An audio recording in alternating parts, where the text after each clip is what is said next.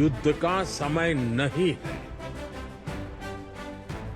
समस्याओं का समाधान रणभूमि में नहीं हो सकता। कहीं भी हो, मासूम लोगों की जान की हानि स्वीकार्य नहीं है। आतंकवाद की कठोर निंदा करते हैं। हम सहमत हैं कि ये किसी भी रूप में स्वीकार्य नहीं है। इसको किसी तरह भी जस्टिफाई नहीं किया जा सकता। Your excellency, chancellor Karl Nehammer, दोनों देशों के डेलीगेट्स, मीडिया के साथियों, नमस्कार। सबसे पहले मैं गर्मजोशी भरे स्वागत और आतिथ्य सत्कार के लिए चांसलर नेहमर का आभार प्रकट करता हूं। मुझे खुशी है कि मेरे तीसरे कार्यकाल की शुरुआत में ही ऑस्ट्रिया आने का अवसर मिला। मेरी यह यात्रा ऐतिहासिक भी है और विशेष भी है। 41 साल के बाद किसी भारतीय प्रधानमंत्री ने ऑस्ट्रिया का दौरा किया है। ये भी सुखद संयोग है कि ये यात्रा उस समय हो रही है जब हमारे आपसी संबंधों के 75 साल पूरे हुए हैं। फ्रेंड्स, लोकतंत्र और रूल ऑफ लॉ जैसे मूल्यों में साझा विश्वास हमारे संबंधों की मजबूत नींव है। आपसी विश्वास और शेयर्ड इंटरेस्ट से हमारे रिश्तों को बल मिलता है। आज मेरे और चांसलर नेहमर के बीच बहुत सार्थक बातचीत हुई। हमने आपसी सहयोग को और मजबूत करने के लिए नई संभावनाओं की पहचान की है। हमने निर्णय लिया है कि संबंधों को स्ट्रैटेजिक दिशा प्रदान की जाएगी। आने वाले दशक के लिए सहयोग का खाका तैयार किया गया है। यह केवल आर्थिक सहयोग और निवेश तक सीमित नहीं है। इंफ्रास्ट्रक्चर विकास, innovation, renewable energy, hydrogen, water and waste management, artificial intelligence, quantum जैसे क्षेत्रों में एक दूसरे के सामर्थ्य को जोड़ने का काम किया जाएगा। दोनों देशों की युवा शक्ति और आइडियाज को कनेक्ट करने के लिए स्टार्टअप ब्रिज को गति दी जाएगी।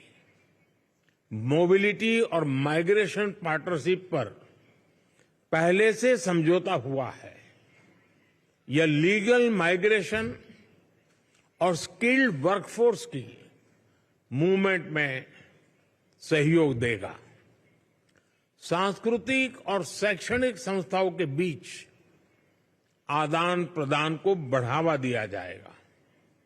फ्रेंड्स, ये हॉल जहां हम खड़े हैं बहुत ही ऐतिहासिक है।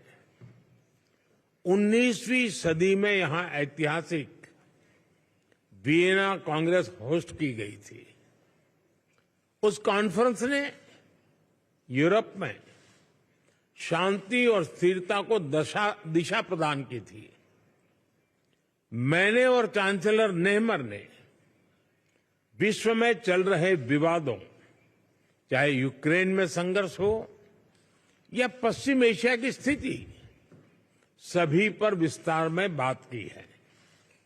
मैंने पहले भी कहा है कि यह युद्ध का समय नहीं है। समस्याओं का समाधान रणभूमि में नहीं हो सकता। कहीं भी हो, मासूम लोगों की जान की हानि स्वीकार्य नहीं है। भारत और ऑस्ट्रिया शांति और स्थिरता की जल्द से जल्द बहाली के लिए डायलॉग और डिप्लोमेसी पर बल देते हैं। इसके लिए हम दोनों मिलकर हर संभव सहयोग देने के लिए तैयार हैं।